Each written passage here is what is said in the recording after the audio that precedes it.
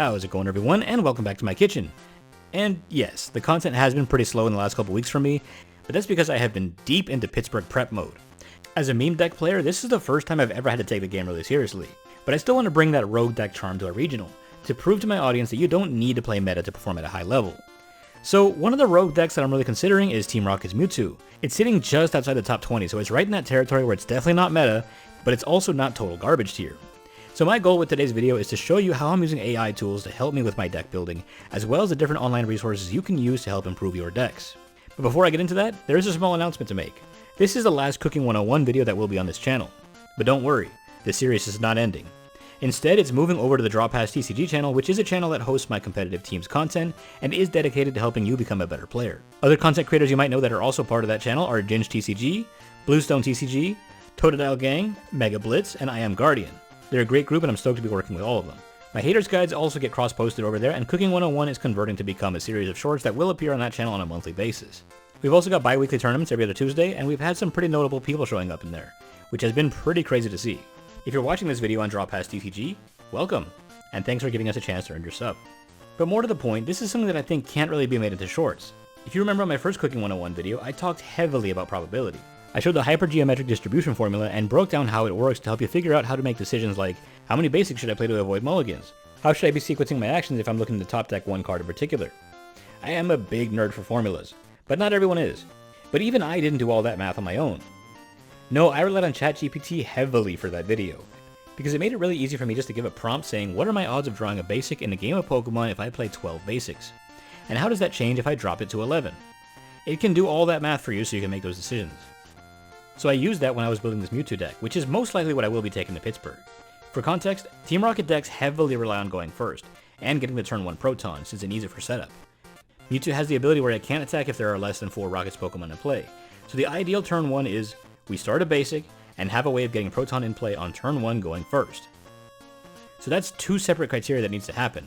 For reference, I play 10 basics in this deck. It tells me that I'm likely to pull a basic Pokemon with no mulligans 74% of the time, which is about 6% less than if we had 12 in there. So now we're closer to hitting a mulligan about once every 4th game.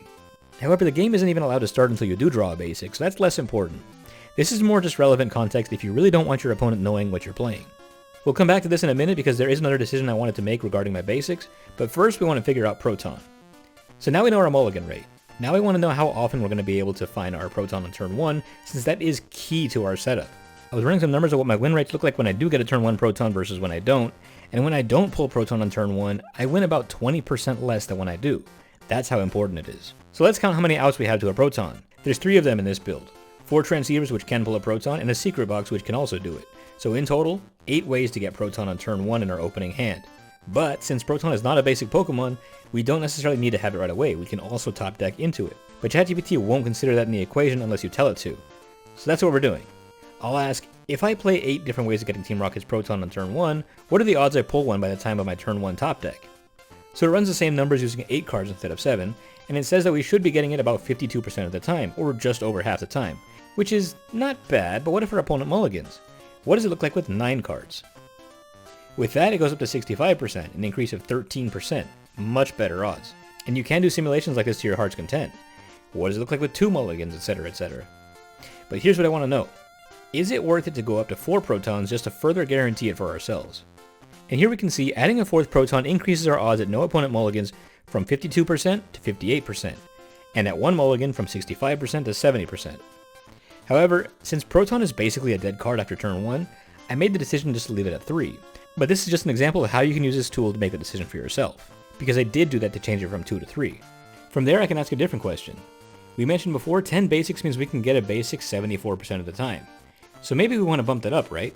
Well, we definitely want to be careful with something like that, because there are good starters and bad starters. Mewtwo and Mimikyu are our best starters in here. One allows us to attack on turn 2 without needing Giovanni or a switch, and the other can Fury Retreat into something we actually do want to attack. Tarantula I would call a mid-starter, because I can attack with it, but I need to find its evolution first. Blipbug I would also call a mid-starter, because I do want it on the field but I don't use it to attack. Its purpose is to make my Mewtwo unkillable as Orbeetle. However, Articuno I would call a bad starter. It's only good in the Dragapult matchup. Against everything else I would rather not play it. So, starting that in the active may many times be just a waste of a bench spot. Now one thing you might notice with this deck is the insane amount of ability text. meaning Corner Pawn just bodies us here. Mimikyu can fight back, but we need to be swinging before they can get it charged up, or there's not much we can do. So one solution for Corner Pawn is Team Rocket's Wobbuffet.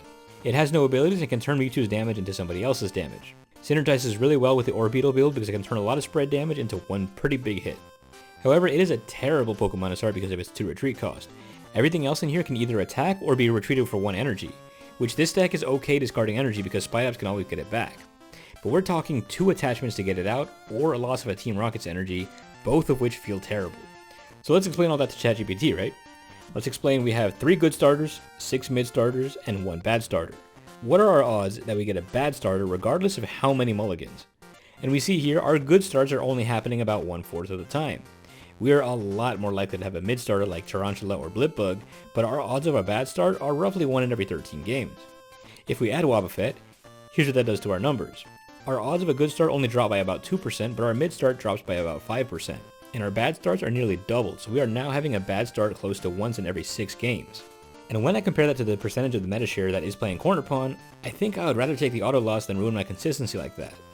In my opinion, I am more likely to lose a game because I had a bad start than if I hit a Corner Pawn. And you can use similar prompts like that to figure out if it's wise to go down 1 more Blipbug or maybe add a Mewtwo. Just keep in mind, ChatGPT can make mistakes. If you see something weird about what it quotes you, definitely call it out and clarify what you meant. It'll take some practice, but you want to make sure that you're explaining everything as clearly as possible to it, because it doesn't exactly understand the game as well as you or I might. When I mentioned Mimikyu in this deck, it thought I was talking about the one that walls EX Pokemon, and I had to actually explain what this one does and matchups that it helps with, and it was never confused again after that. Now here's where it gets kind of crazy, and it actually kind of requires you to teach ChatGPT what everything does. So I'm going to do my best to simulate the first 2 turns of a match, and please give me a little bit of leeway, it's not going to be perfect. Let's say I go first. I start Mimikyu in the active and I have a Transceiver to get Proton. Proton pulls Mewtwo, Blipbug, and Tarantula. That's already 4 cards thinned, which can improve my odds if my goal is getting a turn 2 Orbeetle. I run 4 Ultra Balls also, which serves as a triple function. Yes, it finds my Orbeetle, but it also makes it easier for me to get the best value out of Ariana by getting my hand to a low size. And it can get energy in my discard, which Spidops can then pull back from the discard to improve my Erasure Ball's damage. So let's say I rip one of those on turn 1 and grab my Spidops, and I challenge my opponent. I say, play the Iono or I just have Spidops next turn. Because what I really want is the Orbeetle. But if they don't Iono, I can just play the Spidops, keep my hand size low, and Ariana for up to 8 new cards. ChatGPT is saying that with the amount of outs we have, we should have an 85% chance to get the turn 2 Orbeetle. Oh, but there's a couple problems with this. We are no longer playing Hilda, we don't have 2 Secret Box, Dottler is not Orbeetle, and we can't play another supporter this turn. So let's fix that and run it again. And there you go. With the adjusted numbers, it's looking more like 65%, which is definitely lower, but it's still not too bad consistency for it. So it's a really good resource if you take the time to teach it what you're doing. It absolutely will take some time, but it is worth it in my opinion if you're really trying to crunch the numbers, if you're really looking to take it that seriously and optimize your matchups. Whew, that was an absolute doozy, and I appreciate y'all for sticking with me on that one. I promise that was the most involved this is going to get for this whole video. A much easier thing you can do to at least get the opening hand consistency down is a page on Limitless TCG where you can really easily just plug in the numbers and get results. That is the draw calc. You can see here I just plugged in my base accounts with my only real bad starter being Articuno, and I counted every method I have of pulling Proton as my supporters. And it pulled pretty much the same result without all the prompting on ChatGPT. If you just want the numbers and don't care about the context or the theory crafting behind it, this is a perfectly great resource. The reason why I use ChatGPT for this is because it goes beyond the opening draw and can give you an analysis on whether the trade-off is worth it. But Limitless is actually a great website for a lot of things. That's where I go to generate my decklist images, you can use it to print proxies, organize and participate in online tournaments, and calculate your odds of making a top cut at a regional or a local based on the number of people playing and how many Swiss rounds there are. This is not a sponsored video, they're just a great resource. Another really good resource are the several TCG simulators out there. Shout out to PTCG Sim and TCG Masters.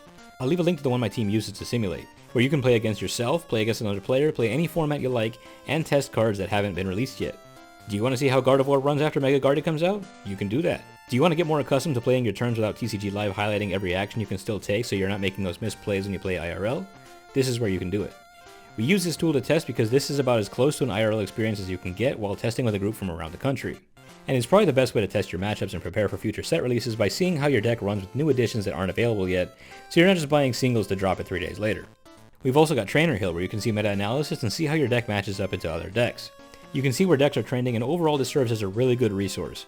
If you know your locals is really heavy on Marnie's Grimmsnarl, you can use the information here to see what deck you should be bringing if you want to make a meta call against it. That's all the time I have for this one though, but it is far from the last of the resources you have available to you.